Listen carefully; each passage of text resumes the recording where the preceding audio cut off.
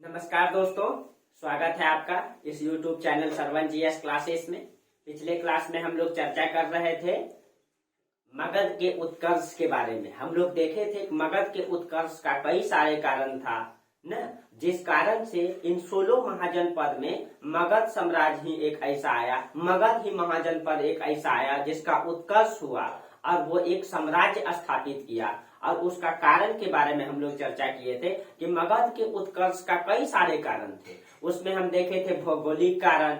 भौगोलिक कारण के बाद हम लोग देखे थे वहां में वैदिक मतलब मगध में वैदिक संस्कृति का विस्तार न होना, वहां जंगलों में जो हाथी प्राप्त हुए, हाथी का बेहतर प्रयोग न। उसके बाद हम लोग देखे थे वहां जो खनिज संसाधन प्राप्त हुए उनका बेहतर प्रयोग, लोहे का बेहतर प्रयोग, ठीक है। और उसके बाद इन सभी सुविधाओं के बावजूद वहां के राजाओं की जो मतलब की व्यक्तिगत योग्यता थी, यही मतलब के कारण रहे जो मगध का उत्कर्ष हुआ।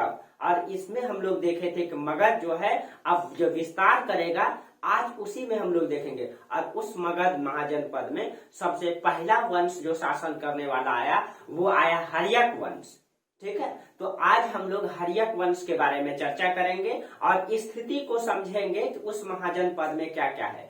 दूसरा, इसी समय देखिए, अगर आपको अभी हम लोग अभी पढ़े थे, समझिएगा थोड़ा सा। हम लोग अभी पढ़े थे वैदिक काल हम लोग पढ़े थे 1500 बीसी से 1000 बीसी तक पढ़े। और उत्तर वैदिक काल हम लोग पढ़े, उत्तर वैदिक काल हम लोग पढ़े 1000 से 600 बीसी। देखिए 600 बीसी तक में हम आपको बोले थे वैदिक काल में जितने भी अच्छी परंपराएं थी, जो वर्ण व्यवस्था था, उसमें चेंजिंग आ गया उत्तर वैदिक काल में। और यहाँ उत्तर वैदिक काल में क्या हो गया, उस व्यवस्था में चेंजिंग आया और वो वर्ण व्यवस्था जाति व्यवस्था में बदल गया, जाति व्यवस्था उपजाति में बदल गया। महिलाओं का अधिकार सम्मान मतलब कि जो अधिकार था समाज में वो खत्म हो गया।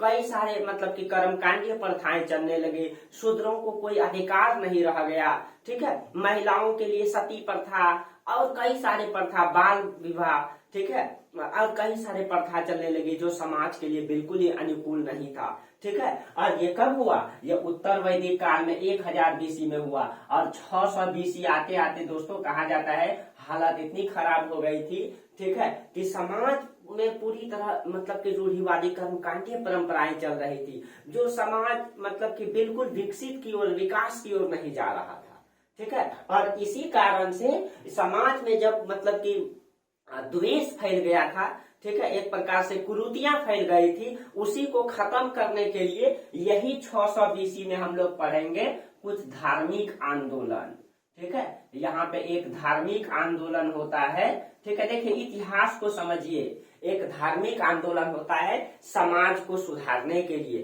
कहते हैं ना, जब जब पाप का घड़ा भरता है, ठीक है, वो एक दिन फटता जरूर है। तो वही चीज है, यहाँ भी एक धार्मिक आंदोलन होगा। और इसी में देखेंगे कुछ क्षत्रिय में जन्म लेंगे, जैसे में महावीर स्वामी, ठीक है, महावीर स्वामी, इसी में हम लोग पढ़ेंगे। इसी में पढ़ेंगे गौतम बुद्ध के बारे में, ठीक है, गौतम बुद्ध के बारे में हम लोग पढ़ेंगे। तो इसी में आपका वैष्णव धर्म का उदय होगा, ठीक है। कई सारे संप्रदाय इस समय आएंगे जो समाज को सुधारने का प्रयास करेंगे। तो एक तरफ जो है धार्मिक आंदोलन और एक तरफ जो है उधर राज्य का विकास हो रहा है। देखते हैं आज भी हमारा समाज कहीं न कहीं विकास की ओर तो जा रहा है, लेकिन समाज में जो रिलेशनशिप है वो कमजोर होता जा रहा है, जो पारिवारिक संबंध है वो कमजोर होता जा रहा है। एक व्यक्ति दूसरे व्यक्ति के प्रतिस्पर्धी ज्यादा हो गए हैं, ठीक है। एक भाई दूसरे भाई का जो है कि प्रतिस्पर्धी समाज में दिखाई दे रहा है, कि एक भाई दूसरे भाई का ही प्रतिस्पर्धी हो गया है, ठीक है। समाज विकास की ओर तो जा रहा है, लेकिन सामाजिक बंधन टूटते जा रहा है। इनका कारण क्या है, क्योंकि लोग पैसे के पीछे भाग रहे हैं। और यही इस समय भी समाज में हो गया था। समाज का विकास तो हो रहा था, लेकिन समाज में जो कुरीतियां फैल गई थी वो बढ़ती जा रही थी, ठीक है। तो कहीं न कहीं एक जगह अगर आपको फायदा होता है तो एक जगह नुकसान जरूर होता है दोस्तों, ठीक है। चलिए, तो आज हम लोग चर्चा करेंगे हर्यक वंश के बारे में, ठीक है। जो मगध साम्राज्य मतलब जो मगध महाजनपद था, वहां पे जो सबसे पहला वंश आया हर्यक वंश। हालांकि इतिहास में एक वंश और बताया जाता है हर्यक वंश से पहले, कि यहाँ पे एक वंश था हर्यक वंश से पहले मगध में, वो वृत्रत वंश था जिसका राजा जरासंध था, लेकिन उसकी कोई उपलब्धि नहीं है, उसकी कोई बहुत ज्यादा राजनीतिक महत्व नहीं है। इसी कारण से हम लोग सबसे पहले हर्यक वंश को पढ़ते हैं। ठीक है, चलिए तो हम लोग देखते हैं, बेहतर तरीके से आप लोग समझने का प्रयास कीजिएगा। ठीक है, यहाँ आप लोग समझ गए तो अभी ही आपको एक तरफ धार्मिक आंदोलन पढ़ाएंगे, गौतम बुद्ध, ठीक है, इसी समय के हैं। ठीक है, तो अभी हम चर्चा करेंगे उसके बारे में। पहले एक फिगर तैयार कर ले हम लोग, मगध साम्राज्य को देखना है। ठीक है, तो देखिए एकदम बिल्कुल रचना नहीं है, समझिएगा आप लोग क्या इतिहास कहता है। ठीक है, आज तक आप लोग इतिहास रटते होंगे, लेकिन अब आप लोगों को समझ में आ गया होगा कि इतिहास रटने का नहीं है, इतिहास समझने का है, इतिहास को दिल में आत्मसात करने का है। ठीक है, और इतिहास को अपने जीवन में लागू करने का है। ठीक है, और आज तक आप लोग जो इतिहास रटते होंगे वो कॉन्सेप्ट बिल्कुल ही क्या हो जाएगा, अब चेंज हो जाएगा।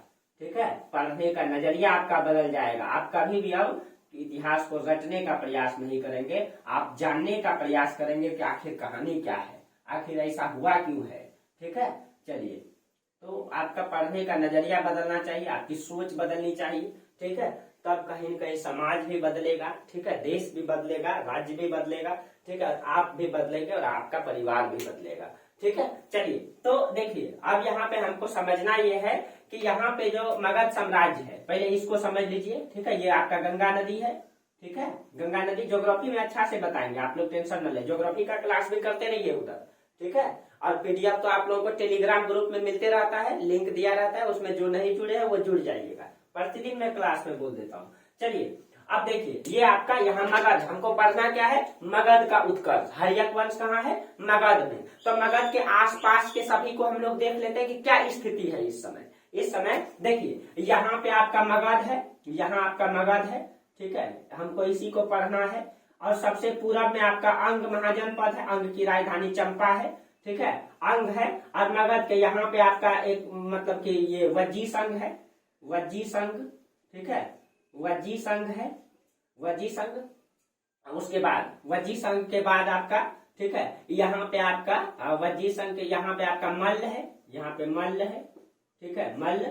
और उधर इसके इधर में आपका यहाँ पे आपका काशी है। ठीक है, तो इसको यहाँ काशी को इधर लिख देते हैं, इधर ही लिख देते हैं क्योंकि इधर भी लिखना है। यहाँ पे आपका काशी है। ठीक है, काशी। और इसी के यहाँ पे बगल में आपका कौशल है, एकदम यहाँ पे ये यहाँ पे आपका कौशल है, एकदम देखिएगा समझिएगा आप लोग। ठीक है, कौशल है, इसको रटना नहीं, अगर आपको मैप ध्यान में होगा तो ये रटना नहीं पड़ेगा।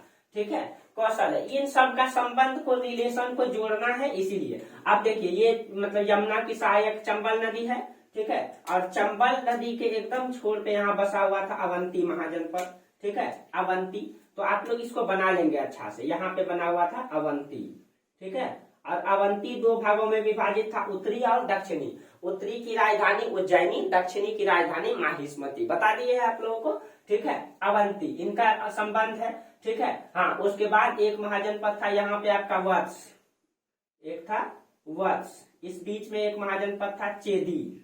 ठीक है, बस इतने को समझिए। ठीक है, अभी हालत क्या है इसको देख लेना है।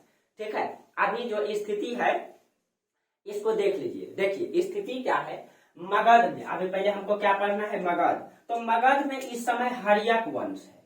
ठीक है, हर्यक वंश की सत्ता आता है। कहा जाता है हर्यक वंश से पहले भी मगध में एक सत्ता आया था, वृत्रत वंश। वृत्रत वंश का राजा था जरासंध, लेकिन उसका कोई राजनीतिक उपलब्धि नहीं है, इसीलिए उसके बारे में बहुत ज्यादा जानकारी नहीं है। ठीक है, इसीलिए सबसे पहले हम लोग किसको पढ़ते हैं, मगध में हर्यक वंश को। हर्यक वंश का संस्थापक जो है, इसका जो संस्थापक है वो बिंबिसार को माना जाता है। ठीक है, इसका संस्थापक जो है बिंबिसार था। ठीक है, बिंबिसार। देखिए ये तो यहाँ पे आपका मगध में कौन सा वंश है, यहाँ पे आपका है हर्यक वंश, हर्यक वंश। ठीक है, अब देखिए कहा जाता है कि जब यहाँ हर्यक वंश से पहले अंग में यहाँ पे कौन सा वंश था, वृत्रत वंश, वृत्रत वंश था। और अंग की राजधानी चंपा है, आप लोग नोट कर लेंगे।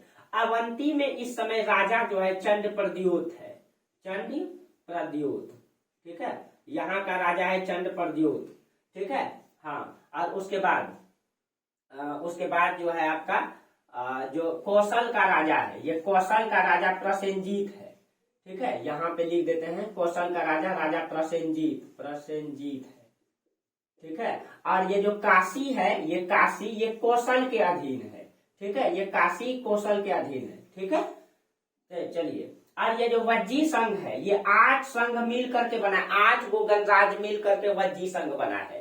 उसमें आपका वज्जी संघ बना है, उसमें आपका मतलब लिच्छवी था, विदेह था, इस तरीके से 8 गो गणराज मिल करके, यानी कि छोटा छोटा राज्य मिल करके गणराज मतलब वहां पे चुनाव प्रक्रिया चलता था। ठीक है, वो वज्जी संघ का निर्माण हुआ था, ये पावरफुल था। ठीक है, चलिए, ये स्थिति था। हाँ, वत्स में राजा उदयन था। ठीक है, जो वत्स है, थोड़ा सा आपको कंफ्यूजन है कि वत्स या चेदी। ठीक है, क्योंकि शायद वत्स ही है। हाँ, वत्स में राजा उदयन है। ठीक है, यहाँ पे राजा उदयन है, उदयन। ठीक है, अब देखिए उदयन, ये स्थिति है वर्तमान में। अब हमको जानना किसको है? मगध में हर्यक वंश को जानना है, हर्यक वंश। और हर्यक वंश अपना राज्य का क्या कर रहा है? विस्तार करेगा। तो उसके लिए वो क्या क्या करेगा? ठीक है, हाँ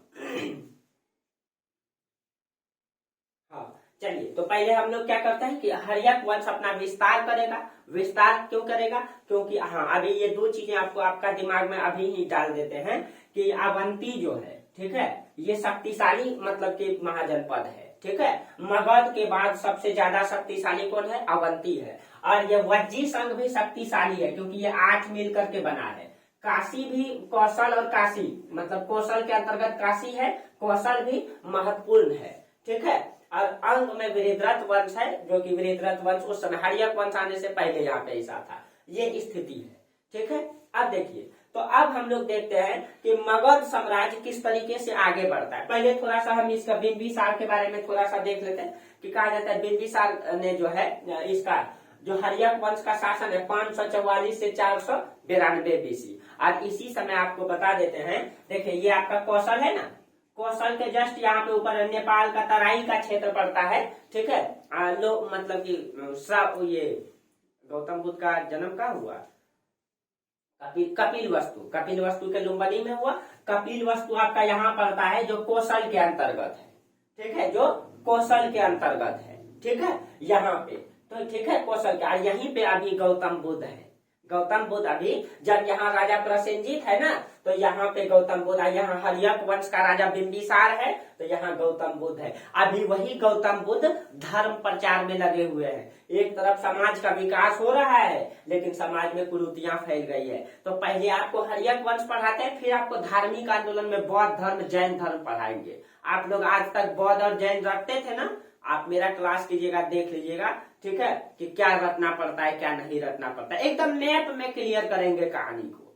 ठीक है, बस आप लोग बस क्लास को एकदम बेहतरीन तरीके से देखिए, 1 बार नहीं 2 बार देखिए। ठीक है, आपका यही सिलेबस है और जिंदगी में यही काम देगा आपको। ठीक है, अपने लाइफ में जो इतिहास होता है ना, जिसको आत्मसात किया जाता है, ठीक है, और अगर आप इतिहास को आत्मसात नहीं किए, उसका प्रयोग नहीं किए और उसको सही से पढ़े नहीं, ठीक है, तो इतिहास पढ़ के लानत है। ठीक है, हाँ, बस आप बेहतर तरीके से पढ़े, आपके जीवन में इतिहास बहुत आगे मतलब बढ़ाने में योगदान देगा। ठीक है, चलिए, हाँ, तो कहा जाता है बिंबिसार के बारे में। बिंबिसार के बारे में थोड़ा सा मतलब बेसिक चीजें चर्चा कर ले। बिंबिसार का जो अन्य नाम है, इसको श्रोणिक वही कहा गया है। श्रोणिक या तो सैनिक कहा गया है इसको। ठीक है, बिंबिसार का अन्य नाम जो है, कभी कभी पूछ सकता है, श्रोणिक भी कहा गया है। ठीक है, इसको सैनिक भी कहा गया है। ठीक है, सैनिक भी कहा गया है इसको। ठीक है, और इसके पिता के नाम के बारे में तो बहुत सारा कंफ्यूजन है, इतिहास में ही कंफ्यूजन चल रहा है। ठीक है, कहा जाता है इनके पिता के बारे में बहुत सारा कंफ्यूजन है। कुछ बौद्ध साहित्य में एक साहित्य है दीपवंश। ठीक है, उसमें इसका नाम जो आता है, उसमें इसका नाम आता है बोधिस। ठीक है, तो इसके पिता का नाम बौद्ध साहित्य के दीपवंश में, आप लोग पूरा लिखेंगे इसको। ठीक है, आप लोग लिखेंगे बौद्ध साहित्य के दीपवंश में बोधिस नाम आता है इसके पिता का। इसके पिता का नाम बोधिस आता है। ठीक है, और उसके बाद जैन ग्रंथ में और मत्स्य पुराण में और जैन ग्रंथ में जो मत्स्य पुराण है, उसमें इसका पिता का नाम क्षेत्रोजस आता है। और जैन ग्रंथ में इसके पिता का नाम लिच्छवी गणराज का सेनापति कहा गया है। देखिए अभी बता रहे हैं लिच्छवी गणराज क्या है। तो देखिए जैन ग्रंथ में, ठीक है, जैन ग्रंथ में और मत्स्य पुराण, मत्स्य पुराण, ठीक है, दोनों में अलग अलग कहा गया है, ठीक है, दोनों में। तो ये ध्यान में रखिएगा, ये दोनों में कंफ्यूजन है। जैन ग्रंथ में कहा गया है लिच्छवी गणराज का सेनापति है, ठीक है, जैन ग्रंथ में लिच्छवी गणराज का सेनापति है। लिच्छवी आप पूरा लिखेंगे, लिच्छवी, हम सिर्फ लिच्छवी का सेनापति लिख देते हैं, आप पूरा लिखेंगे लिच्छवी गणराज का सेनापति, ठीक है। और मत्स्य पुराण में इसको क्षेत्रोजस कहा गया है, क्षेत्रोजस कहा गया है इसके पिता के बारे में, ठीक है। लिच्छवी गणराज जो है ना, हम बोले वज्जी संघ 8 गणराज से मिल करके बना हुआ था, ठीक है, और इसी में एक गणराज था लिच्छवी जो बहुत पावरफुल गणराज था। अभी इसके बारे में चर्चा भी करेंगे अभी, ठीक है, अभी इसके बारे में चर्चा भी करेंगे। तो देखिए इसके पिता के बारे में बहुत सारा कंफ्यूजन चलता है। इन सारे नाम दीप वंश में बोधिस कहा गया, जैन ग्रंथ में लिच्छवी गणराज का सेनापति कहा गया, मत्स्य पुराण में क्षेत्रोजस कहा गया है, ठीक है। जो भी है, हम लोगों को क्या जानना है, जहाँ कंफ्यूजन है वहां इतिहास से कम पूछा जाता है, ठीक है। चलिए हम लोगों को जानना है कि अब जो है समस्या क्या है। अब जो है हम लोगों को पढ़ना है मगध का उत्कर्ष में मगध साम्राज्य कैसे बनता है। तो अब देखिए, अब हम लोगों को राजनीतिक चीजें जानना है। तो इस समय हालत क्या है, हालत आप समझ ही रहे हैं। अवंती जो है, अवंती बहुत ही पावरफुल है, ठीक है, मगध के पास सबसे ज्यादा पावरफुल है। और इसका और मगध के बीच में हमेशा क्या होते रहता था, दुश्मनी था, बहुत बड़ा दुश्मनी था दोनों में, मतलब 36 की आंकड़ा चलते रहता था, ठीक है। कट्टर दुश्मन था अवंती मगध का और मगध अवंती का। और इन दोनों के बीच में एक समय में समझौता कराया था वत्स ने, ठीक है, जो चंद उदयन जहाँ का राजा है, वह यही ने इन दोनों के बीच एक बार समझौता कराया था। पहले की बात है ये, 600 BC के पहले की बात है, ठीक है। अब देखिए, अब हालत ये है कि जब अब अपना हर्यक वंश क्या करेगा, अपना विस्तार करेगा। जब अपना विस्तार करेगा तो आप देख सकते हैं कि मगध के बीच में बगल में कौन है, मगध के बगल में कौशल है। कौशल हम लोग देख रहे हैं कि एकदम बहुत बड़ा शक्तिशाली है, ठीक है, उसमें हमला कर नहीं सकता है। डायरेक्ट आप राजनीतिक विस्तार कर रहे हैं, डायरेक्ट अपने से बड़े पर आक्रमण तो कर नहीं सकते। उसके बाद वज्जी संघ जो कि 8 गणराज मिलकर बना है, जो बहुत बड़ा पावरफुल है, उसमें भी आक्रमण नहीं कर सकता है, ठीक है। अब देखिए, अब उसके बाद बचा काशी, ठीक है, काशी पर अभी नजर है इसका अवंती का, ठीक है, क्योंकि अवंती मगध का मतलब कि विरोधी है और काशी पर इसका नजर है। और ये अगर इस पे आक्रमण अगर किया तो ये इधर से आक्रमण कर देगा। अब प्लस में काशी कौशल के अंतर्गत है, ठीक है। तो अब हर्यक वंश अपना विस्तार कैसे करेगा, तो कहा जाता है इस परिस्थिति में हर्यक वंश के राजा बिंबिसार ने क्या किया, सबसे पहले अंग को इन्होंने आक्रमण किया। अब देखिए, अंग का कोई रक्षक है, देखिए अंग सबसे पूरब में है और इसके पूरब में भी कोई नहीं है, और इसका पश्चिम में तो मगध ही है। इसीलिए इन्होंने क्या किया, अंग पर आक्रमण करके सबसे पहले उन्होंने अंग को जीता। सबसे पहले किसको जीता, अंग को जीता, ठीक है। युद्ध की नीति अपनाता है सबसे पहले और वो अंग को जीतता है, ठीक है। तो अब देखिए, पहले इसका साम्राज्य इतना बड़ा था, अब ये अंग को भी जीत लिया, अब इसका साम्राज्य क्या हो गया, इतना बड़ा हो गया। देखिएगा आप धीरे धीरे मगध का विस्तार कैसे होता जाएगा। सबसे पहले उन्होंने युद्ध की नीति अपनाया, ठीक है। अब देखिए, अब हुआ ये, अब यहाँ पे क्या हो गया, मगध से अंग को जीत लिया। हर्यक वंश का राजा कौन है, बिंबिसार, ठीक है, ये बिंबिसार है। अब बिंबिसार का पुत्र था अजात शत्रु। अभी इन सब के बारे में चर्चा करेंगे। अजात शत्रु, ठीक है, अजात शत्रु को कहा जाता है, वहां का जो है क्या बता दिया, एक प्रकार से गवर्नर बना दिया, ठीक है। अभी उन सब के बारे में जब आपको प्रशासन पढ़ाएंगे ना तो सब धीरे धीरे क्लियर हो जाएगा, ठीक है। यहाँ पे यानी कि हर्यक वंश के राजा जो है बिंबिसार ने अंग को जीता और अंग को जीत करके अपने पुत्र मतलब अजात शत्रु को यहाँ का क्या बना दिया, या मतलब कि यहाँ नियुक्त कर दिया और वहां एक प्रकार से गवर्नर बना दिया या युवराज बना दिया। जो आगे इन सब चीजों को कॉन्सेप्ट को क्लियर करेंगे आपको, ठीक है। तो अंग, अब इसका साम्राज्य इतना बड़ा हो गया। अब देखिए, अब वो इधर विस्तार कर नहीं सकता है। अब उन्होंने एक नई नीति को जन्म दिया, एक नई परंपरा को जन्म दिया। देखिए, सबसे पहले मगध अपना विस्तार करने के लिए युद्ध की नीति अपनाया, ठीक है, युद्ध की नीति अपनाया और युद्ध की नीति के तहत अंग को जीता। आप लोग एकदम इसी तरीके से लिखें, अंग को जीता। ठीक है, अब उन्होंने कौन सा नीति अपनाया? अब देखा कि हम युद्ध की नीति में सफल नहीं हो सकते हैं, तो उन्होंने अब एक नई नीति अपनाया, अब कहेंगे वैवाहिक संबंध। ठीक है, वैवाहिक संबंध की नीति अपनाया। ठीक है, कहा जाता है संबंध की नीति अपनाया। कहा जाता है कि बहुत सारे विवाह किए थे हर्यक वंश के राजा बिंबिसार ने। ठीक है, क्या करते थे ये? अपना साम्राज्य का विस्तार करने के लिए जब ये किसी राजा से नहीं जीत पाते थे तो उनका बेटी से ही शादी कर लेते थे। आज शादी कर लेते थे तो उनका जो है वो कुछ क्षेत्र को दहेज में मिल जाता था। ठीक है, और वो जो मतलब अब तो वो शादी कर लिया, उसका बेटी इसके यहाँ गया, वो दामाद हो गया। अब वो राजा अपनी दामाद की हत्या करेगा नहीं, विरोधी रहेगा नहीं। ठीक है, इस प्रकार से अपने साम्राज्य का विस्तार करता है, बहुत सारे विवाह भी करता है ये। ठीक है, तो बिंबिसार ने उसके बाद कौन सी नीति अपनाया? वैवाहिक संबंध की नीति अपनाया। और वैवाहिक संबंध की नीति अपना करके उन्होंने क्या किया? अब देखिए, ये जो आपका देखिए, ये आपका काशी है और ये कौशल है। यहाँ देखिए, काशी कौशल, कौशल का राजा है प्रसेनजीत। कहा जाता है कि प्रसेनजीत की एक बहन हुआ करती थी महाकोशला। इसकी बहन थी महाकोशला, पिछले क्लास में भी चर्चा किए थे। इसकी बहन है प्रसेनजीत की, कौन है ये? बहन है महाकोशला। ठीक है, कहा जाता है कि बिंबिसार ने क्या किया? प्रसेनजीत की बहन से महाकोशला से विवाह कर लिया। ठीक है, यानी हर्यक वंश के राजा ने यहाँ के मतलब क्या किया? इससे विवाह कर लिया। ठीक है, इसकी बहन से विवाह कर लिया। जब विवाह किया, ठीक है, तो प्रसेनजीत ने क्या किया? इसके अंतर्गत काशी था, काशी को दहेज में दे दिया। ठीक है, अब देखिए, तो वैवाहिक नीति के तहत जो है इसने क्या किया? प्रसेनजीत की बहन प्रसेनजीत, अब देखिए प्रसेनजीत कहाँ का राजा है? ये राजा है कौशल का। ये राजा कहाँ का है? कौशल का। और इसके अंतर्गत काशी है, इसके अंतर्गत क्या है? काशी है। ठीक है, और यहाँ पे आपका मगध है, यहाँ उधर साइड में वहां जगह नहीं है, यहाँ मगध है। मगध का राजा कौन है? बिंबिसार, बिंबिसार। अब देखिए इन्होंने क्या किया? अब इसकी बहन कौन है?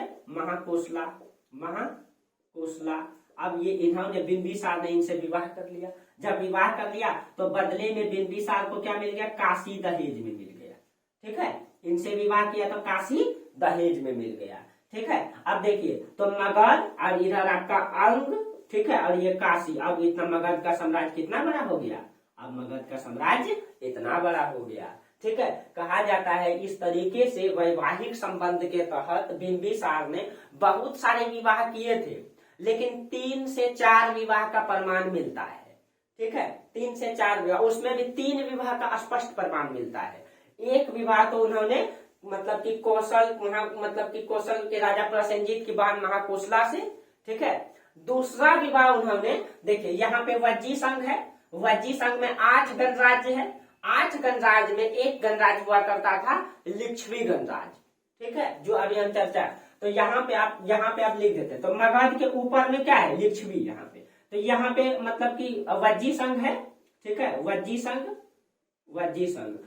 संघ में एक जो महत्वपूर्ण है कौन है? लिच्छवी। ठीक है, लिच्छवी। ये इसमें 8 है ना, 8 में सबसे ज्यादा पावरफुल लिच्छवी ही था। लिच्छवी का राजा हुआ करता था चेटक। ठीक है, लिच्छवी का राजा हुआ करता था चेटक। और चेटक का मतलब कि चेटक की पुत्री हुआ करती थी चेलना। ठीक है, चेटक की, हाँ इसकी एक सेकंड, चेटक की एक बहन भी थी ये लिच्छवी के, हाँ चेटक की पुत्री थी, इसकी पुत्री, चेटक की पुत्री। ठीक है, इसकी पुत्री का क्या नाम है? इसकी पुत्री का नाम है चेलना। तो एक विवाह इन्होंने किससे किया? एक विवाह इन्होंने बिंबिसार ने चेलना से किया इधर। ठीक है, क्यों? क्योंकि ये जानता था कि हम मतलब कि वज्जी संघ में आक्रमण करके नहीं जीत सकते हैं, क्योंकि वो शक्तिशाली है, उसके पास 8 गो मिल करके मतलब कि हमला करेगा हमको, तो हम ऐसे टूट जाएंगे, इसीलिए वहां भी वो विवाह कर लेता है। ठीक है, तो अब मगध साम्राज्य देखिए लिच्छवी गणराज्य तक फैल गया। ठीक है, लिच्छवी गणराज्य, यानी कि अब ये विरोधी तो नहीं रहा। अब इसका मतलब वज्जी संघ भी इसका विरोधी अब नहीं रहा। अब देखिए, अब मगध जो है अंग हो गया, अब इधर आपका काशी हो गया, कौशल भी इसका विरोधी नहीं रहा, वज्जी संघ भी विरोधी नहीं रहा। अब विरोधी बचा कौन? ये अवंती न, अवंती। हाँ, पहले वैवाहिक संबंध की चर्चा कर देते हैं। तो एक विवाह उन्होंने प्रसेनजीत से, ठीक है, प्रसेनजीत की बहन, ठीक है। दूसरा विवाह लिच्छवी गणराज से, ठीक है, चेलना से। दूसरा विवाह चेलना से। तीसरा विवाह किया था इसने ये राजकुमारी थी वहां की, ये पंजाब में एक क्षेत्र पड़ता है, खेमा नाम है उसका, लेकिन उस क्षेत्र का नाम देखिए, पंजाब में खेमा से जो विवाह किया था, भद्र की राजकुमारी, हाँ भद्र। तीसरा विवाह इन्होंने यहाँ पे किया था, ठीक है। जब कहा जाता है यहाँ पे, यहाँ जब पंजाब का क्षेत्र में पड़ता है भद्र, ठीक है, भद्र। भद्र की राजकुमारी हुआ करती थी खेमा, ठीक है। खेमा से तीसरा विवाह का प्रमाण मिलता है, खेमा से तीसरा विवाह का प्रमाण मिलता है, ठीक है। एक और विवाह का प्रमाण मिलता है, जो चौथा विवाह है, कहा जाता है कि विदेही की राजकुमारी वैदेही से इन्होंने विवाह किया था, ठीक है। ये हर जगह नहीं आता है, वैदेही से इन्होंने विवाह, ये वैदेही के बारे में हर पुस्तक में नहीं दिया गया है, ठीक है। इस तरीके से कहा जाता है कि बिंबिसार ने विवाह की, और कहा जाता है बहुत सारे इतिहास में ये कहा जाता है कि 400-500 विवाह किए थे, जहां जाते थे वहां विवाह कर लेते थे, ठीक है। और उसकी मतलब कि उनको भी पता नहीं था हम कहाँ कहाँ विवाह किए हैं, बस विवाह कर लिए कि मेरा विरोधी खाली न बचे, पत्नी को वही छोड़ देते थे, खर्चा उर्चा चलाते, राजा है भाई, कमी क्या है, ठीक है। लेकिन उसका मतलब स्पष्ट प्रमाण कहीं नहीं है, 3 से 4 विवाह का स्पष्ट प्रमाण है। और इस विवाह के तहत जो उन्होंने मगध साम्राज्य को, ठीक है, ये राजा की रणनीति है, अपने साम्राज्य को विस्तारित करें। यही तो राजा की व्यक्तिगत योग्यता है कि हम अगर जीत नहीं पाते तो उसका बेटिये से विवाह कर ले, ठीक है, और एक तरीके से जीत गए।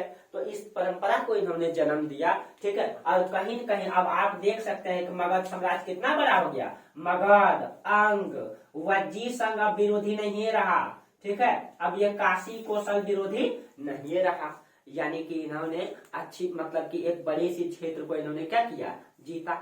एक बड़े से क्षेत्र को इन्होंने क्या किया, जीता। अब देखिए कहीं कहीं पे कुछ आता है। अब देखिए यही जो आपका, ये जो आपका महाकोशला है, इसी से उत्पन्न जो संतान हुआ था अजात शत्रु, अजात, ठीक है, अजात शत्रु, ठीक है, अजात शत्रु इसी से जन्म लिया था। चेलना से 2 संतान की उत्पत्ति हुआ था, एक का नाम था हल और एक का नाम था बेहल, बेहल, ठीक है। तो याद रखिए, देखिए तो बिंबिसार का एक पुत्र अजात शत्रु, दूसरा पुत्र हल, तीसरा पुत्र बेहल, ठीक है। एक और मतलब पुत्र था, उसका नाम था अभय, हाँ एक और। तो यहाँ ध्यान में, एक पुत्र हो गया, 2 हो गया, 3, एक चौथा पुत्र था अभय, अभय। आप लोग एकदम लाइन से लिखेंगे, जगह नहीं रहने के कारण हम ऐसे लिख रहे हैं, आप लोग लाइन से लिखेंगे। एक पुत्र अभय था।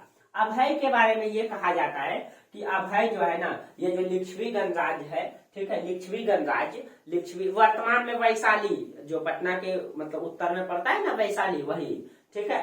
तो कहा जाता है कि लिच्छवी गणराज में एक सुंदर गणिका हुआ करती थी आम्रपाली, ठीक है, आम्रपाली। तो कहा जाता है बिंबिसार जब वहां पे मतलब वहां वैशाली घूमने गए थे तो 6 दिन आम्रपाली के पास रुक गए थे, ठीक है। जब 6 दिन आम्रपाली के पास रुक गए थे तो उससे एक संतान उत्पन्न हुआ था अभय, ठीक है। तो ये जो है एक, ठीक है, वेश्या से उत्पन्न संतान था, ठीक है, वेश्या से उत्पन्न संतान था ये, लेकिन ये एक पुत्र के रूप में ही मान्यता मिलेगा इसको, ठीक है।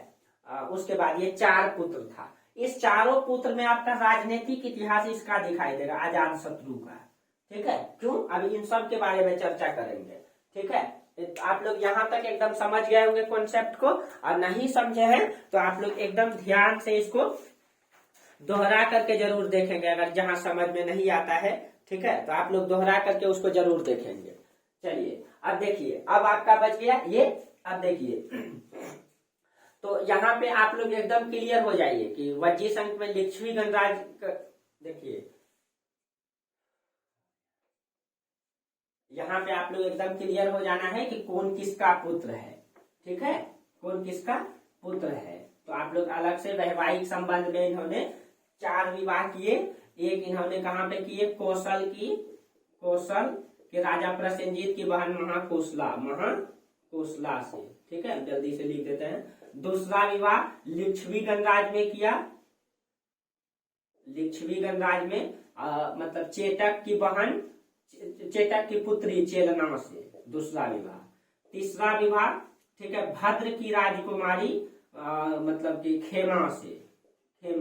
एक चौथा विवाह का प्रमाण आता है वैदेही से किया। ठीक है, यही महाकोशला से उत्पन्न हुआ था अजात शत्रु।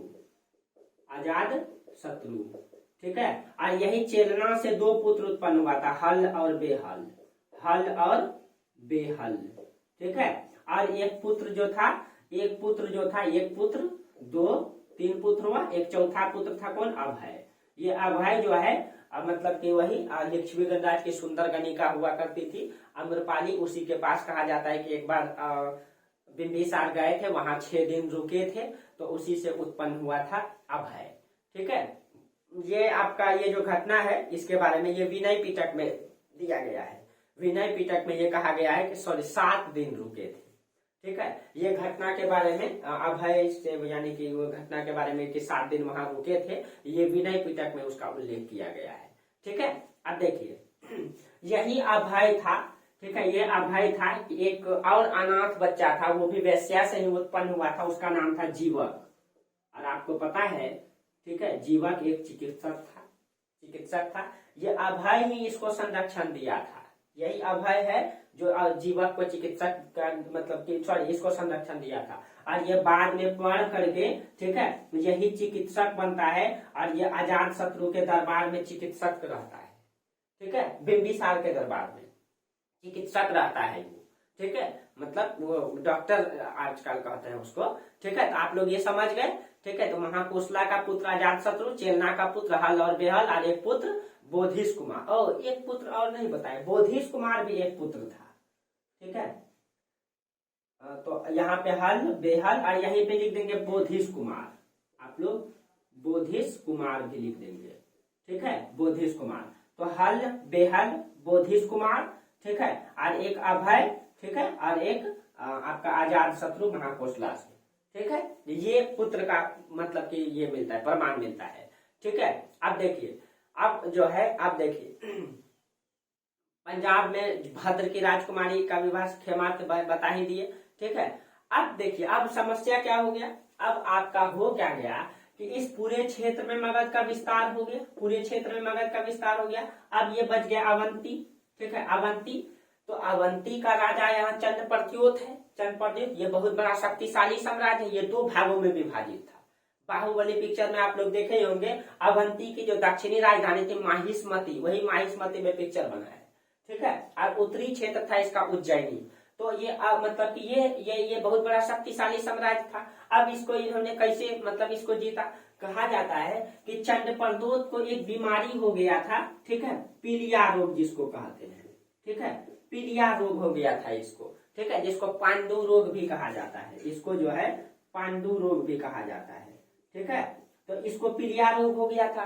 तो कहा जाता है कि मगध साम्राज्य के राजा बिंबिसार ने क्या किया था, इसका राज दरबार में वैद्य चिकित्सक कौन था, इसका राज दरबार में चिकित्सक था जीवक। ठीक है, ये बहुत बड़ा चिकित्सक था। ठीक है, इसको क्या किया इन्होंने मतलब बिंबिसार ने, ठीक है, बिना चंद्रप्रद्योत से पूछे, ठीक है, मतलब कि ये यहाँ मगध से जीवक को भेज दिया चंद्रप्रद्योत का इलाज करने। और कहा जाता है जीवक आकर के इसका इलाज भी कर दिया। जब इलाज कर दिया चंद्रप्रद्योत का, तो चंद्रप्रद्योत बहुत खुश हो गया। ठीक है, खुश हो गया, तो दोनों में कहा जाता है दोस्ती हो गया। बहुत बड़ा कट्टर विरोधी था दोनों, लेकिन दोनों में दोस्ती हो गया। और इस तरीके से बिंबिसार ने अपनी नीति से, अपनी कूटनीति से वैवाहिक संबंध बना करके, ठीक है, और इन्होंने अपने साम्राज्य का विस्तार किया। अवंती से दोस्ताना संबंध बनाया। ठीक है, कौशल में विवाह किया, लिच्छवी में विवाह किया। ठीक है, और इस तरीके से साम्राज्य का इसका राजनीतिक विस्तार इतना रहा। अब देखिए, कहा जाता है कि मगध मतलब कि बिंबिसार के साम्राज्य में, ठीक है, टोटल मतलब कि 80,000 ग्राम था, मतलब गांव था। ठीक है, 80,000 मतलब गांव का प्रमाण मिलता है। अब ये क्या सच है, कितना सच है पता नहीं, हो सकता है रहा होगा। ठीक है, अब देखिए, अब कहा जाता है कि इसके बाद जो है मगध में, अभी तक मगध में अस्थाई सेना नहीं हुआ करता था। इससे पहले अस्थाई सेना नहीं हुआ करता था। हुआ करता था पहले अस्थाई सेना था। और अस्थाई सेना का मतलब जब कोई राजा का आक्रमण हो गया या युद्ध करने जाना है तो उसी समय कुछ किसानों को ले लिए, ठीक है, उसी को ताला मतलब तलवार भाला बर्छा दे दिए। वो पहले से ट्रेंड रहता था, ठीक है, जब युद्ध में जाना होता था तो वो ट्रेंड रहता था पहले से, ठीक है, युद्ध में जाना होता था तो चल जाता था, फिर वहां से आता था तो वो खेती करने लगता था। वो अस्थाई सेना होता था जिस, ठीक है, और उसको जो है अस्थाई सेना को मिलिशिया कहा गया है। उसको जो है मिलिशिया कहा गया है, अस्थाई सेना होता था। लेकिन अब बिंबिसार ने अस्थाई सेना बनाया, ठीक है, बिंबिसार ने अस्थाई सेना बनाया, ठीक है, और मतलब कि अस्थाई सेना का निर्माण किया, अस्थाई राज्य का निर्माण किया, ठीक है। साथ में इन्होंने सेना का नेतृत्व करने के लिए एक पोस्ट बनाया था सर्वाचक महापत्र का, ठीक है, एक पोस्ट बनाया था सेना का, यानी कि मिलिशिया जो है ये अस्थाई सेना था, अस्थाई सेना था। लेकिन बिंबिसार आया तो अस्थाई सेना बनाया, अस्थाई सेना, और अस्थाई सेना का नेतृत्व करने के लिए एक पोस्ट बनाया सर्वाचक महापात्र, सर्वाचक महापात्र का पोस्ट बनाया, सर्वाचक महापात्र। एक पोस्ट इन्होंने और बनाया था न्याय करने के लिए, व्यवहारिक महापात्र, ठीक है, न्याय, इसको न्याय करने के लिए दिया था व्यवहारिक महापात्र, ठीक है। ये दो पोस्ट इन्होंने बनाया था, ठीक है, ये दो पोस्ट बनाया था। हाँ, अब याद रखिए इसी समय गौतम बुद्ध कहाँ है, यहाँ पे है। इसी समय गौतम बुद्ध है जिस समय ये है, ठीक है, यानी कि गौतम बुद्ध यानी बिंबिसार गौतम बुद्ध के समकालीन है वहां पे। उसके बारे में अभी कहानी बताएंगे, ठीक है। तो इसने कहा जाता है बुद्ध से भिक्षा लिया था ये, ठीक है, आगे कहानी बताएंगे बुद्ध से कैसे भिक्षा लिया था ये कहानी। इसीलिए इसने बौद्ध भिक्षुओं के लिए कहा जाता है, गौतम बुद्ध से बहुत प्रभावित हुआ था, ठीक है, इसीलिए बौद्ध भिक्षु से उतराई कर, नदी का उतराई कर को तारपन्य कहा जाता है, ठीक है, नदी का उतराई कर होता था, ठीक है, तारपन्य नदी का उतराई कर माफ कर दिया था, जिसको तारपन्य कहा जाता है। बौद्ध भिक्षु से तारपन्य नहीं लिया जाता था, ठीक है। इसने अपने साम्राज्य को बढ़ाने के लिए कई सारा कार्य भी किया, ठीक है। अब देखिए, अब कहा जाता है इतने सारे कार्य के बाद लास्ट में अजात शत्रु ने क्या किया। अजात शत्रु उसका पुत्र है, ठीक है, जो किससे उत्पन्न हुआ है, महाकोसला से। इन्होंने क्या किया, ये महाकोसला कहाँ का है, कौशल का है। कौशल का राजा कौन है, अब इसको समझिए। अब कहानी को आगे बढ़ाते हैं, ठीक है। अब इधर तो यानी कि इतना बड़ा विस्तार का काम किया कौन, बिंबिसार ने। बिंबिसार ने जब इतना बड़ा काम किया, लास्ट में क्या हुआ उनके साथ, ठीक है। अब इन सब को मिटा देते हैं, ठीक है, इन सबको मिटा, जहां जरूरत है उसी को रखते हैं, इसको भी मिटा देते हैं, ठीक है। अब देखिए उसका कई सारा पुत्र है, अजात शत्रु, हल, बेहल, बोधिस कुमार, अभय है। इसमें से राजनीतिक इतिहास अजात शत्रु का दिखाई देगा। अजात शत्रु को लग रहा था कि हमको राजा बनाएंगे कि नहीं बनाएंगे, ठीक है, ये डाउट में था। इसीलिए इन्होंने क्या कर दिया, ठीक है, इन्होंने क्या किया, अपने पिता को कैद खाने में डाल दिया, अपने पिता को। अब देखिए अजात शत्रु ने क्या किया, अजात शत्रु ने इसने क्या किया, अपने पिता को ही कैद खाने में डाल दिया, ठीक है, कैद खाने में डाल दिया। जब कैद खाने में डाल दिया, किसको, बिंबिसार को कैद खाने में जब डाल दिया, ठीक है, तो कहा जाता है कि इनका जो है भूखे प्यासे इनकी मृत्यु हो गई, ठीक है, बिंबिसार का। और उसी का शौक में, ठीक है, बिंबिसार का पत्नी कौन है, कोसला, ठीक है, कौशल की राजकुमारी महाकोसला, ठीक है, इसी की शौक में कहा जाता है महाकोसला की भी मृत्यु हो जाती है, महाकोसला की भी मृत्यु हो जाती है। और आपको पता है महाकोसला किसकी बहन है, कौशल नरेश प्रसेनजीत की, ठीक है। अब देखिए इससे कहा जाता है, जब ये बात प्रसेनजीत को पता चलता है तो प्रसेनजीत बहुत ही क्रोधित होता है, ठीक है। और आपको पता है कि कौशल मतलब कि प्रसेनजीत ने कौशल काशी को दिया था, मतलब किसमें, दहेज में, ठीक है। तो काशी को दहेज में दिया था किसको, बिंबिसार को। अब बिंबिसार को अजात शत्रु मार देता है और उसकी बेटी की भी, अब कौशल नरेश प्रसेनजीत की बहन की भी मृत्यु हो जाती है, ठीक है। इस कारण से क्या किया, कौशल मतलब नरेश प्रसेनजीत ने काशी को वापस ले लिया, काशी को छीन लिया। ठीक है, जब काशी को छीन लिया अजात शत्रु से, क्यों? क्योंकि उसकी बहन अब नहीं रही, ठीक है, उसका जीजाजी भी नहीं रहे, ठीक है, इसी कारण से अजात शत्रु से काशी छीन लिया दहेज में जो दिया था। ठीक है, अब देखिए तो हाँ एक बात और कहा जाता है कि अजात शत्रु ने अपने पिता को जब जेल में रखा, जब मृत्यु हो गई, तो इसी को इतिहास में, पूरे इतिहास में पहला पितृहंता शासक माना जाता है। पितृहंता शासक यानी कि पिता की हत्या करने वाला शासक। आज कुछ मतलब कि पुस्तकों में ये दिया गया है कि इसमें जितना भी शासक आया ना सब पितृहंता है। अब अजात शत्रु का मृत्यु मतलब अजात शत्रु का हत्या कर देगा इसका पुत्र उदयन, ठीक है, देखिए यहाँ वत्स में उदयन है और यहाँ पे उदयन रहेगा। ठीक है, थोड़ा सा कंफ्यूजन बनेगा लेकिन कॉन्सेप्ट क्लियर रखिएगा आप लोग। ठीक है, तो इसको पहला पितृहंता शासक कहा जाता है।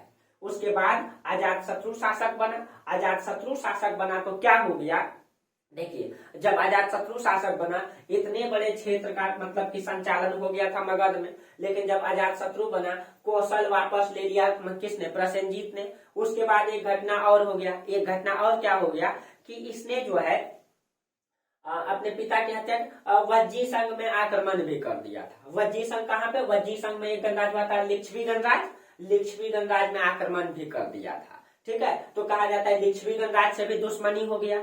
दूसरा ये जो अवंती है, अवंती का राजा चंडप्रद्योत का इलाज किया था किसने, मतलब आज बिंबिसार ने। तो चंडप्रद्योत का दोस्त था बिंबिसार, ठीक है, तो उसका दोस्त का हत्या कर दिया उसका बेटा, इसीलिए ये भी दुश्मन हो गया। यानी कि उतना बड़ा बसाया गया मतलब कि बना बसाया साम्राज्य को अब फिर से क्या हो गया, तो मतलब कि अजात शत्रु के मतलब कि कुछ अपने प्रतिष्ठा बनाने के कारण क्या हो गया, टूट गया। अब फिर से उसको अजात शत्रु स्थापित करेगा। अब कैसे स्थापित करेगा तो देखिए अब समझते हैं। ठीक है, चलिए अब हम लोग अजात शत्रु से घटना को देखते हैं।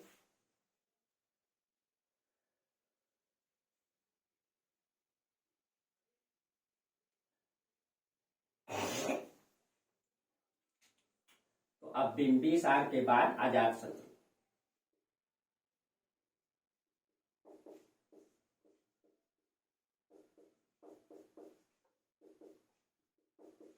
अब देखिए जब अजात शत्रु बना तो इससे क्या छीना गया, काशी छीना गया, काशी अब अलग हो गया। ठीक है, आज इससे दुश्मनी इधर से किधर से हो गया, लिच्छवी से दुश्मनी हो गया। कहा जाता है कि इन्होंने लिच्छवी पे आक्रमण कर दिया था, क्यों किया था अभी घटना बताएंगे। इसके बाद इधर है आपका अवंती भी दुश्मन बन गया। ठीक है, यानी कि उतना बड़ा बसाया गया साम्राज्य फिर से टूट गया। कहा जाता है कि इन्होंने लिच्छवी में आक्रमण किया था। लिच्छवी में आक्रमण कहा जाता है इन्होंने बौद्ध गौतम बुद्ध को भी मारने का प्रयास किया था। ठीक है, वो घटना अभी बताएंगे। ठीक है, हाँ शायद बौद्ध को मारने का प्रयास इन्होंने ही किया था। ठीक है, एक हाथी भिजवा दिया था किसी दूसरे के कहने पर। ठीक है, बाद में जो है आमंत्रित भी करते हैं। ठीक है, अभी इसको बताते हैं अभी। तो कहा जाता है कि लिच्छवी में इन्होंने आक्रमण क्यों किया था, इसके लिए कारण था। कहा जाता है कि आज बिंबिसार के पास, ठीक है, एक सोने का हार था, 16 लौर का हार था, बहुत ही महंगा हार था, हीरा का हार था। ठीक है, बहुत महंगा। बिंबिसार के पास दो चीजें था। ठीक है, दो चीजें था इसके पास, एक हार था, ठीक है, जो बहुत कीमती हार था, और एक हाथी था। ठीक है, जो बहुत ही बेहतरीन हाथी था, जो कि मतलब कि राजा के लिए था। उसका नाम था शेयनाग। हाथी का नाम रखा था शेयनाग नाम रखा था। तो एक हार और एक हाथी। कहा जाता है कि आपको बोले कि लिच्छवी गणराज में शादी किया था बिंबिसार ने, और लिच्छवी गणराज की पत्नी कौन है, चेलना। ठीक है, तो चेलना से जो पुत्र उत्पन्न हुआ था हल और बेहल। ठीक है, बेहल, तो इसका ननिहाल हो गया यहाँ पे लिच्छवी गणराज। तो कहा जाता है कि एक बार हल और बेहल अपनी माँ के साथ चेलना के साथ जा रहा था लिच्छवी गणराज। ठीक है, लिच्छवी गणराज जा रहा था तो उस समय अजात शत्रु अंग में था। ठीक है, क्योंकि अंग का उसको शासक बना दिया था। तो ये दोनों जब जा रहा था तो बिंबिसार ने क्या किया, बोला कि हाथी दे दिया ईठो, जाओ ये हाथी को लेकर के, आज ईठो जो हार था उसके गले में पहना दिया। ठीक है, गले में पहना दिया, और उसी अवस्था में ये कहाँ चल गया, लिच्छवी गणराज। ठीक है, और इधर जब वो वहां चल गया तो ये तो अपने पिता को मार दिया। ठीक है, तो वो हार और हाथी तो वहां रह गया। इसी कारण से कहा जाता है कि उन्होंने उसमें आक्रमण किया था, लिच्छवी गणराज्य में, लेकिन लिच्छवी गणराज्य तो इतना छोटा था नहीं। ठीक है, एक कारण यही बताया जाता है कि इसी कारण से लिच्छवी गणराज्य में इन्होंने आक्रमण किया था। ठीक है, एक हाथी और एक हार। ठीक है, तो चलिए, तो अब हम लोग पढ़ेंगे अजातशत्रु। अजातशत्रु को पहला पितृहंता शासक माना जाता है। इसको एक और नाम दिया गया है कुनिक। इसको एक और नाम दिया गया है कुनिक, नाम दिया गया है इसको कुनिक, पिता की हत्या करने के कारण। ठीक है, कुनिक। ठीक है, अब देखिए, अब आपको बता दिए कि काशी, हाँ, अब आपको एक एक करके घटना बताते हैं। अब ये काशी छीना गया, काशी अब किसके अंतर्गत हो गया? कौशल के अंतर्गत। ठीक है, कौशल के अंतर्गत हो गया। कौशल का राजा कौन है? प्रसेनजीत है, प्रसेनजीत है। ठीक है, अब फिर कहानी समझिए। ठीक है, थोड़ा लंबा होगा दोस्तों, लेकिन बेहतर होगा इतिहास। ठीक है, इतना तरीके से शार्प कर देंगे कहानी को कि आपको कभी भी दिक्कत नहीं होगा इतिहास को जानने में। ठीक है, कहते हैं कि इतिहास रटा जाता है, आप समझिए यहाँ पे कहाँ इतिहास रटा जाता है। ठीक है, चलिए देखिए, हाँ, तो अब देखिए, अजातशत्रु का काशी छीना गया। तो अब अजातशत्रु ने क्या किया? कहा जाता है जब काशी छीन लिया, और काशी से उस समय 1 लाख रुपया जो है, 1 लाख रुपया इनकम होता था खाली काशी से। ठीक है, खाली काशी से, और ये खर्च करता था, वो महिलाओं की श्रृंगार पटार में खर्च करता था ये 1 लाख रुपया। ठीक है, प्रति माह खर्च, मतलब उस समय 1 लाख रुपया, आप सोच सकते हैं। तो कहा जाता है अजातशत्रु से जब काशी छीना, अजातशत्रु ने यहाँ पे आक्रमण किया। ठीक है, तो प्रसेनजीत तो राजा शक्तिशाली था, तो एक बार में इसको हरा दिया, पराजित कर दिया। ठीक है, जब पराजित कर दिया तो इसको भी गुस्सा आया, फिर से आक्रमण किया, फिर से आक्रमण किया काशी पर। तो प्रसेनजीत हार गया। जब हार गया, ठीक है, हार गया, तो अजातशत्रु ने एक प्रस्ताव रखा। प्रसेनजीत की एक पुत्री हुआ करती थी वाजिरा, जो देखने में सुंदर थी। ठीक है, वाजिरा। तो इन्होंने, अजातशत्रु ने बोला कि आप अपनी पुत्री का विवाह हमसे करा दीजिए, और इन्होंने वाजिरा का विवाह, प्रसेनजीत ने क्या किया? वाजिरा का विवाह अजातशत्रु से करा दिया, और फिर से काशी को दहेज में दे दिया। काशी को फिर से दहेज में दे दिया। ठीक है, यानी कि फिर से अंततः काशी अपने में आ गया, और कौशल से एक प्रकार से रिश्ता जुड़ गया। ठीक है, तो एक तो हो गया, ये काशी आ गया। ठीक है, उसके बाद देखिए, हाँ, उसके बाद अब वैशाली का घटना बताते हैं। ठीक है, दूसरा दुश्मन कौन बना? लिच्छवी। ठीक है, एक दुश्मन बना तो उससे लिपटा लिया। दूसरा दुश्मन कौन बना? लिच्छवी, क्योंकि यहाँ पे हल और बेहल ने क्या किया था? ये हार और हाथी लेके गया था ये। ठीक है, तो कहा जाता है कि यहाँ पे एक, मतलब एक पुस्तक है, मतलब कि एक कारण तो ये बताया जाता है कि ये मतलब वज्जी संघ हल और बेहल लेकर के गया था, एक कारण ये है, इस कारण से आक्रमण किया था। लेकिन एक पुस्तक है सुमंगल विलास, मतलब ये बुद्ध घोष का है, ये पुस्तक, एक ग्रंथ है सुमंगल विलासनी। सुमंगल विलासनी में कहा गया है कि मगध और वैशाली, उन दोनों के बीच जो है, मगध और वैशाली यानी लिच्छवी के बीच में जो युद्ध हुआ था, उसका कारण कुछ और बताता है। कारण क्या बताता है कि देखिए, ये आपका समझिएगा, ये आपका गंगा नदी है, और ये आपका गंगा नदी है, और यहाँ पे आपका सोन नदी है, गंगा की सहायिका है सोन। यहाँ पे आपका मगध बसा हुआ था। ठीक है, मगध था, और आपका इस साइड यहाँ पे आपका वैशाली है, यहाँ जस्ट आपका यहाँ पे वैशाली है। ठीक है, इधर ऊपर में ही है। ठीक है, वैशाली है, तो ये आपका लिच्छवी है। ठीक है, तो लिच्छवी, तो कहा जाता है क्या हुआ था, इस गंगा के क्षेत्रों में एक जो है कि ये मतलब कि सोने की खान मिला था। ठीक है, सोने की खान मिला था। तो इस खान में क्या हुआ था, लिच्छवी और मगध के बीच दोनों में एक समझौता हो गया था। ठीक है, कि जो यहाँ से निकालेगा आधा आधा आपस में बांटेगा। ठीक है, ये सोने की खान पर, यह घटना किसमें आता है? सुमंगल विलासनी में। मंगल विलासनी, इसी पुस्तक में यह घटना का उल्लेख आता है कि ये मगध और लिच्छवी के यहाँ इस क्षेत्रों में जो है, इस क्षेत्रों में, ठीक है, गंगा के क्षेत्र, आधा इसमें पड़ता था, आधा इसमें पड़ता था। इसीलिए यहाँ पे जो खान मिला, बोला दोनों आधा आधा बांट लेंगे। लेकिन क्या रहता है, लिच्छवी गणराज्य ने गद्दारी कर लिया। ठीक है, वो आधा नहीं बांट करके वो गद्दारी कर लिया, इसीलिए इन्होंने क्या किया, उस पर आक्रमण किया था। ये घटना सुमंगल विलासनी में आता है। और एक बात बोलता है कि नहीं, हाथी और सेना हार को लेके गया था, इसीलिए होता है। ठीक है, और एक कारण बताया जाता है, पद्मावत। ठीक है, एक कारण बताया जाता है कि पद्मावत पद्मावत कहा जाता है, ये अजात शत्रु की बहन थी, ये अजात शत्रु की बहन थी। जैन ग्रंथ में इसको अजात शत्रु की बहन बताया गया है और कहीं कहीं इसको अजात शत्रु की पत्नी बताया गया है। ठीक है, कहीं कहीं पे इसको अजात शत्रु की पत्नी बताया गया है। ठीक है, तो एक पुस्तक है स्वप्न वासव दत्ता, जिसमें महाकवि भास ने लिखा है उसको। ठीक है, वासव दत्ता और ये उदयन की प्रेम कहानी लिखा गया है उसमें, स्वप्न वासव दत्ता में। ठीक है, उदयन की प्रेम कहानी को दर्शाया गया है इसमें। तो इसमें ये कहा गया है कि इसमें जो आक्रमण किया था पद्मावत के कहने पर किया था। और जैन ग्रंथ में कहा गया है कि जैन ग्रंथ में पद्मावत जो है, पद्मावत को पत्नी बताया गया है, इसको जो है पद्मावत को पत्नी बताया गया है। और ये बहुत सुंदर थी देखने में। ठीक है, इसी के कहने पर इन्होंने लिच्छवी पे आक्रमण किया था। ठीक है, तो जो भी रहे ये तीन घटना, एक तो हाथी और हार, एक जो है कि ये सोने की खान, और एक पद्मावत के कहने पर, तीन घटना। लेकिन वास्तविक यही है दोस्तों, सच्चाई माना जाता है कि घटना यही था। ठीक है, कि जो मतलब सोने की खान मिला था उसमें दोनों ने आपस में नहीं बांटा था, इसी कारण से दोनों में विवाद हुआ था। ठीक है, इसी कारण से दोनों में विवाद हुआ था। वास्तविक घटना यही माना जाता है।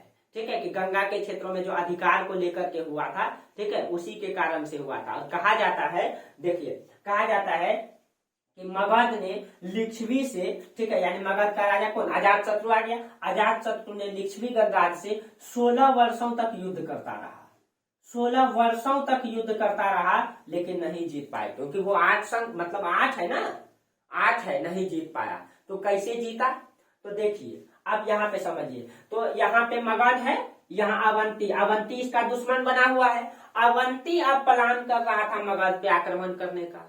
ठीक है, हाँ, हम एक चीज नहीं बताया आपको, जो मगध की राजधानी है ना वो राजगिरी है, सॉरी गिरिब्रिज कहा गया है उसमें।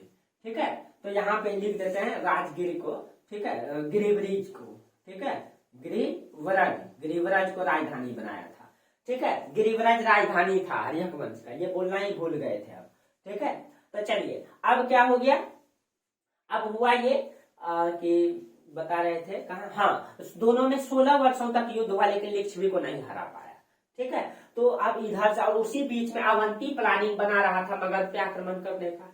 तब क्या किया अजात शत्रु ने, पटना एक गांव बसाया, पाली बोथा ग्राम, पाली बोथा ग्राम।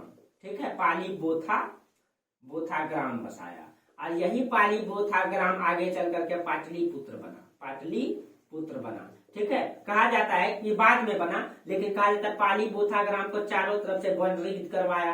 ठीक है, बाउंड्री करवा करके इसमें एक भव्य दरबार का निर्माण करवाया था, भव्य दरबार का निर्माण करवाया था।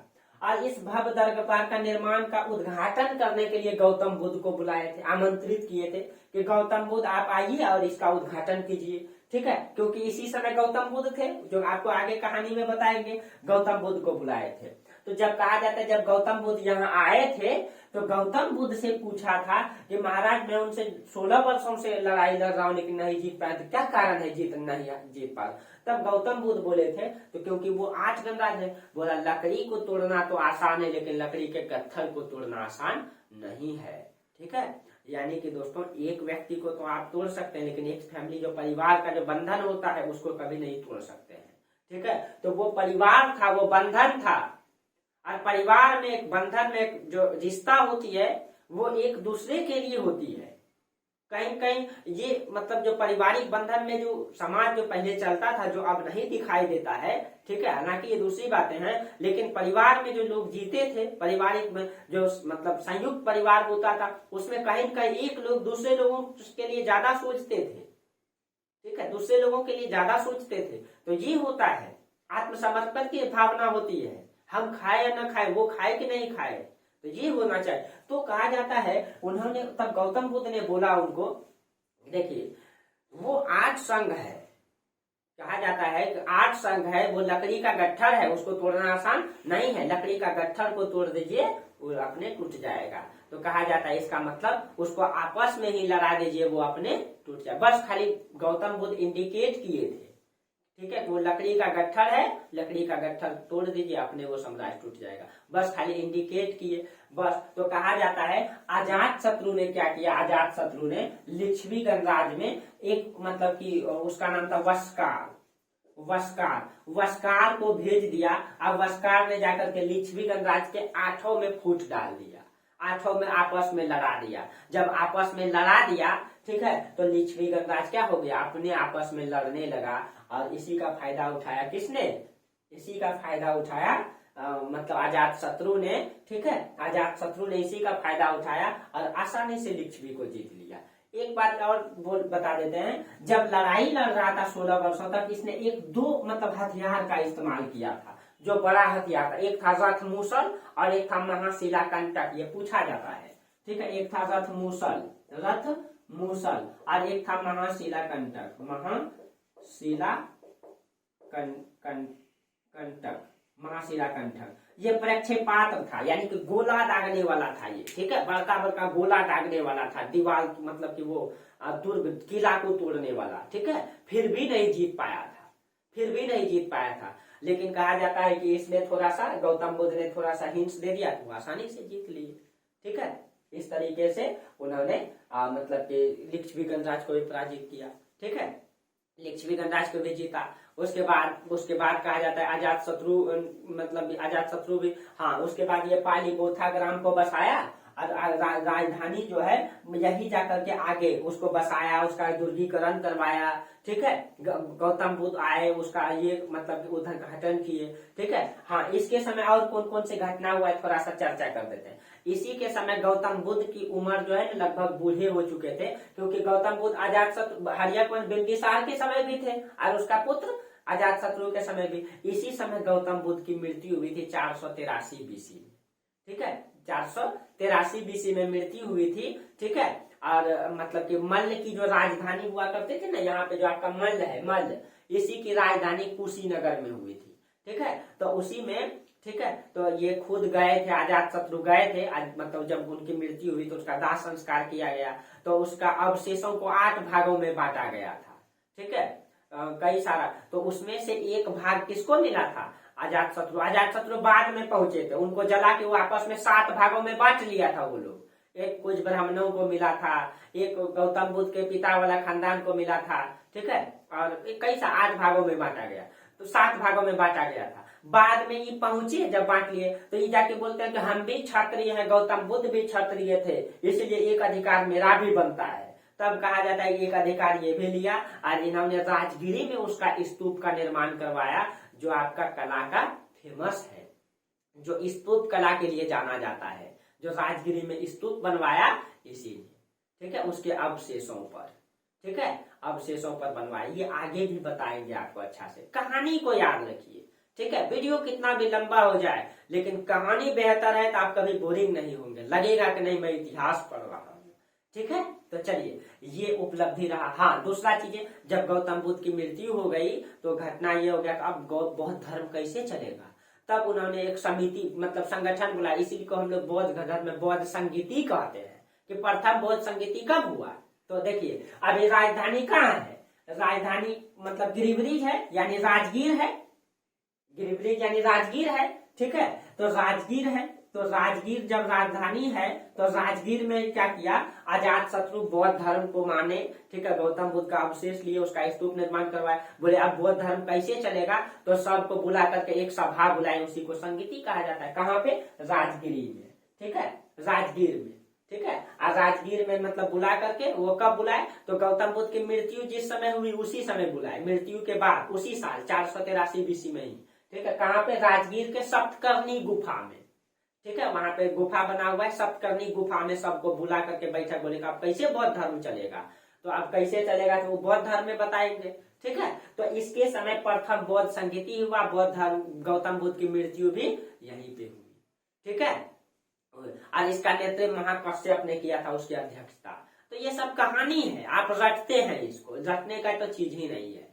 ठीक है, तो चलिए ये हो गया। उसके बाद कहा जाता है कि जिस तरीके से अजात शत्रु ने अपने पिता की हत्या किया था, उसी तरीके से ठीक है, उसी तरीके से अजात शत्रु की भी हत्या इसके पुत्र ने कर दिया। ठीक है, उदायीन ने, इसका पुत्र हुआ करता था उदायीन। उदायीन ने भी अपने पिता की हत्या कर दिया। ठीक है, तो इसको दूसरी पितृहंता शासक माना जाता है। ठीक है, और कहा जाता है इस मतलब वंश में जितना भी आया वो सब पिता की हत्या किया था, इसीलिए इसको पितृहंता वंश कहा जाता है। क्वेश्चन पूछ भी सकता है। ठीक है, पितृहंता वंश आपको नोट्स में दे देंगे कि कौन, और रेफरेंस भी देंगे हम आपको। ठीक है, कौन बुक में कहा गया है वो रेफरेंस भी देंगे। ठीक है, सब चीजें डाटा सब याद नहीं रहता है, बहुत सारा चीजें ठीक है ध्यान में नहीं रहता है, नोट्स में है आपका लेके। ठीक है, तो ये ठीक है। हाँ चलिए अब देखिए, अब आया उदयीन ने कुछ नहीं किया, उसका कोई राजनीतिक उपलब्धि नहीं है। बस उन्होंने क्या किया था, ये जब पालीबोथा ग्राम था, ये जब उदयीन शासक बना, पालीबोथा ग्राम था, ये पाटलिपुत्र बन गया और इसी को राजधानी बनाया। इसी को क्या बनाया, राजधानी बनाया।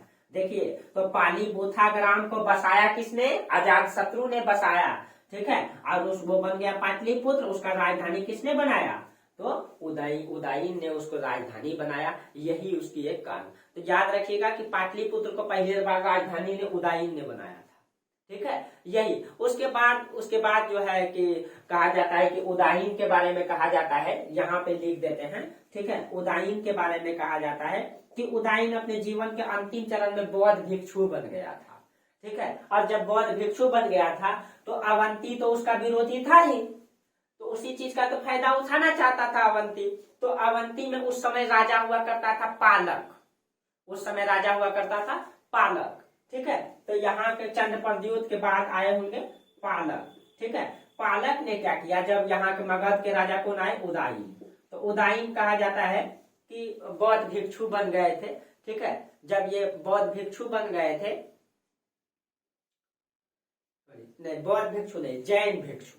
ठीक है, जैन धर्म को ये माने थे। एक बात याद रखिएगा, बिंबिसार बौद्ध धर्म को भी संरक्षण दिए, जैन धर्म को भी दिए। अजातशत्रु भी बौद्ध धर्म को भी संरक्षण दिए, जैन धर्म को भी संरक्षण दिए। ठीक है, दोनों को दिए। उसके बाद जो उदयीन है ये जैन धर्म में भिक्षु बन गए, ये जैन भिक्षु बन गए। जैन भिक्षु जब बन गए, ये तो राजा है, राजा का बहुत दुश्मन होता है, तो पालक यहाँ का राजा था, इन्होंने एक युवराज को भेज करके इसकी हत्या करवा दी। ठीक है, इसकी हत्या करवा दिया, बस इसकी मृत्यु हो गई। जब उसके बाद जो है कहा जाता है इसमें और कई सारे राजा आए हैं। ठीक है, और कई, लेकिन उसकी कोई उपलब्धि नहीं रहा है, वो अयोग्य राजा रहे हैं। लास्ट में क्या हो गया, जब यहाँ पे अयोग्य राजा का टाइम चले, और कई सारे 2-3 को राजा आए हैं इसमें। ठीक है, और जिसकी कोई उपलब्धि नहीं रही है, जिसका कोई योगदान नहीं रहा है। जैसे उसमें कई सारे किताब में अलग अलग बुक में अलग अलग, जैसे पुराणों में बताया गया है, पुराणों में कहा गया है कि उदयीन के बाद नंदीवर्धन महानंदी को बताया जाता है कि इसका उत्तराधिकारी बना। और एक सिंहली मतलब कि महावंश पुस्तक है, उसमें जो है अनिरुद्ध मुंड नाग दशक को उत्तराधिकारी बताया जाता है। ठीक है, तो कई सारे पुस्तक में अलग अलग बातें कहा जाता है। ठीक है, लेकिन अंततः यही कहा जाता है कि बहुत अयोग्य राजा आए। ठीक है, जो मगध को मतलब राजनीतिक विस्तार नहीं कर पा रहे थे, उसका मगध में कोई योगदान नहीं दे पा रहे थे, इसलिए मगध की जनता ने ही क्या किया, इसको हटा करके, इसके वंश को हटा करके, ठीक है, एक शूद्र शिशुनाग को जो है वहां का सत्ता संभालने का मतलब कि उसको मतलब कि सौंपा। ठीक है, तो इसीलिए इसके बाद हम लोग देखेंगे कि शिशुनाग वंश आता है, जिसको शूद्र माना जाता है, यानी कि अभी तक शूद्रों को शासन करने का अधिकार नहीं था। ठीक है, चलिए वो आगे चर्चा करेंगे। तो ये था आपका मगध साम्राज्य में पहला वंश, हर्यक वंश। ठीक है, तो चलिए आज इतना ही रहने दीजिए, वीडियो भी लंबा हो गया है, लेकिन हाँ बेहतर हुआ है। ठीक है, हाँ जहां समझ में नहीं आए कमेंट जरूर कीजिए। ठीक है, और अच्छा लगता है आगे जरूर बढ़ाइए। ठीक है, लंबा चर्चा करेंगे लेकिन बेहतर करेंगे, कहानी बताएंगे, आपको रटना नहीं पड़ेगा, लिखना बहुत ज्यादा नहीं पड़ेगा, आपको इसका नोट्स आज ही मिल जाएगा नाइट में। ठीक है, और आप लोग इसको पूरा तरीके से लिख लेंगे, क्लियर कर लेंगे। ठीक है, चलिए तो फिर आज इतना ही रहने दीजिए। और आप लोगों को अच्छा लगता है तो वीडियो को आगे बढ़ाइए, शेयर कीजिए, लाइक कीजिए, सब्सक्राइब कीजिए। ठीक है, और आप लोग सपोर्ट कीजिए, फिर हम आप लोगों के लिए काम तो करते रहेंगे आगे। चलिए तो फिर हम लोग इतना ही बात करेंगे, तब तक के लिए बहुत बहुत धन्यवाद आप लोगों को।